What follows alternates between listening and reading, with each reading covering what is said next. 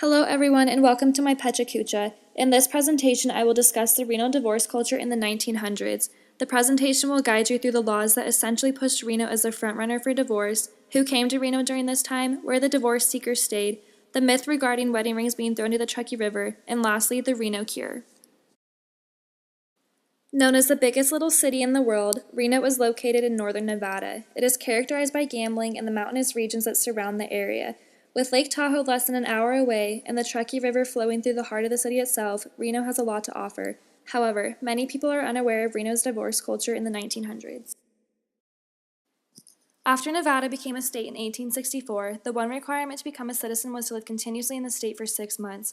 Once someone had obtained actual citizenship, they were able to vote and file a lawsuit, which included filing for a divorce. Soon after the turn of the century, a 6-month divorce became really popular and attracted people from all over, giving Reno the title of the divorce capital. Not long after, France and Mexico tried taking away Reno's title. France offered a lavish escape for the wealthy, and Mexico boasted 3-hour divorces even by mail. In response to Mexico and France's attempt to steal Reno's divorce culture in 1927, the Nevada state legislature lowered the residency period to 3 months. However, this is not the last time that the residency period was lowered.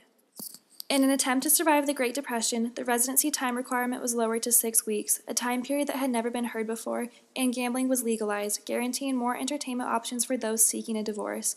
The 6-week divorce quickly rose to popularity, and in the 1930s alone, 30,000 divorces were granted in just Washoe County. In order to get a Reno divorce, the first thing you should do is establish a place of residency. After you have lived in Reno for 6 weeks, you may file for divorce. The lawyer you hire compiles a complaint, which is then filed in the office of the clerk of the court, who then releases a summons. A summons is a formal statement to the other party involved in the divorce, requiring him or her to respond to the complaint in a certain number of days. Once both parties are in court or a representative of the defendant shows on their behalf, the evidence is given and the judge decides if either party is entitled to a divorce. The lawyer then prepares the findings of fact and decree, which is a formal document that recaps proceedings in a decree that the marriage no longer exists. Fun fact, it was not that uncommon for the same judge to preside over a divorce case for one person and their marriage that same afternoon. Reno is known for its most liberal divorce laws. Modeled after Utah's laws, there are 9 main causes that constitute grounds for divorce. These reasons are 1. Impotency, 2. Adultery, 3. Willful desertion, 4. Conviction of a felony or infamous crime, 5. Habitual gross drunkenness, 6. Extreme cruelty, 7. Neglect of the husband, 8. Insanity, and 9. When the husband and wife have lived separate and apart for 3 consecutive years without cohabitation. And fun fact, extreme cruelty constituted 90% of Reno divorces because it was the easiest to prove. For example, the lady in this picture divorced her husband because he did not like how she dressed. Now that the laws have been covered, it's time to talk about where the divorce seekers stayed. It is important to note that the influx of people to the area greatly contributed to Reno's economic growth overall. In this photograph, the Washoe County Courthouse is on the left with the Riverside Hotel further down the street. The Riverside Hotel catered to the wealthy elite seeking a divorce. Situated between the Washoe County Courthouse and the Virginia Street Bridge, it was an ideal location for those to stay while in the process of obtaining a divorce.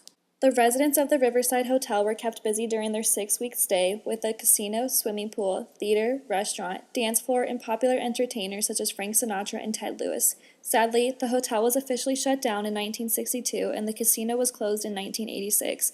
However, the hotel remains to this day and serves as offices for Sierra Arts. Many social elites decided to stay at dude ranches with handsome cowboys. These ranches boasted privacy, which made it an attractive option for people seeking to avoid media exposure. The first dude ranch in Nevada was the T.H. Ranch, located about 30 miles northeast of Reno at Pyramid Lake. The T.H. Ranch was an ideal place for divorce seekers because of its isolated location. Lastly, it was not uncommon for families or individuals to rent out rooms in their houses to divorce seekers. Mela Harmon, a historic preservation specialist, commented on the situation by saying that in her research, she discovered that women would rent out rooms in their houses to survive the absence of their husbands during World War II. This goes to show that even average citizens benefited from the economic opportunities provided by the divorce trade. So at this point, you might be wondering who exactly came to Reno to get a divorce. The answer is everyone. There are a couple people worth mentioning, however. Pictured, Frank Sinatra came to Reno to obtain a divorce from his wife Nancy so he could marry movie star Ava Gardner. Sinatra worked as an entertainer in the Riverside Hotel while he established his residency. In 1949, Barbara Buchanovich came to Reno from New York in order to get a quick divorce. While living in a guest house, she met and fell in love with the lawyer Kenneth Dillon. They soon married, and after his death, she was pushed into the political sphere. Buchanovich helped Paul Laxalt with his campaign and became one of his top aides in the Senate. After Nevada was allowed a second seat in the House, she was elected and became Nevada's first woman in Congress. Now onto the matter of the wedding rings. Did divorcees actually throw their wedding rings into the Truckee River? It seems as if everyone in the Reno has some opinion on this matter.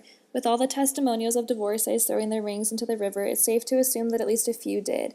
However, the idea was not as widespread as the media made it out to be. So, where did the idea originate?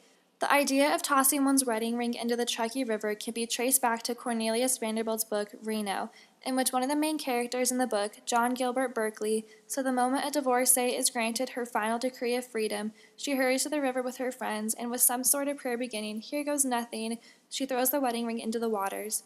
Shortly after Vanderbilt's novel was published, media sources printed stories about the Reno custom.